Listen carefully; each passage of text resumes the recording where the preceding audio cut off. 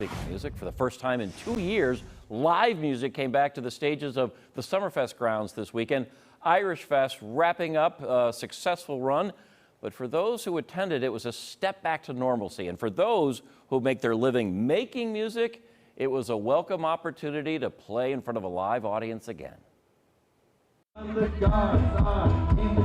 It's hard to tell who's happier that live music has returned, the musicians or those who love them.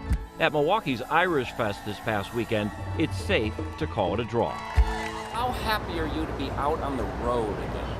Oh yeah, you know, it's a little bit bittersweet just because things are still so strange at the minute. You know, getting back on the road still feels a little bit foreign, but we're thankful to be able to, be here in person and be able to share live music with people again. 2020 may not be the year music died, but it was put on serious bed rest.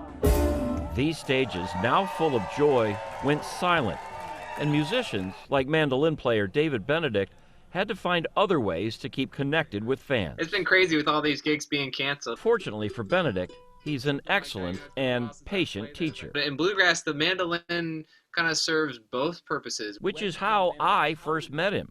While he rode out the pandemic in Northern Ireland, he was able to share his love of music through lessons. He virtually tutored serious musicians and musical wannabes. Who knows when, things will get back to normal. Well, we're getting there. Given Irish Fest and a Milwaukee welcome as they're making their Cream City debut out of Boston, Massachusetts.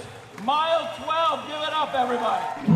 Benedict and his fellow musicians that make up Boston-based bluegrass band Mile 12 are back doing what they love and what they're very good at. Bringing people together through music. Their travel schedule is filling up, and playing live sure beats virtual performances. It's definitely a different animal. When you're playing for a live stream online, you don't really get any feedback from an audience besides the comment thread and all that. But yeah, there's something that you can't really replace about being somewhere in person. The pandemic made us realize the things we truly missed, but it was also a time for real creativity. Who knows, next bands are going to come up through this craziness that's happened in the past couple years as well, so I'm excited for that.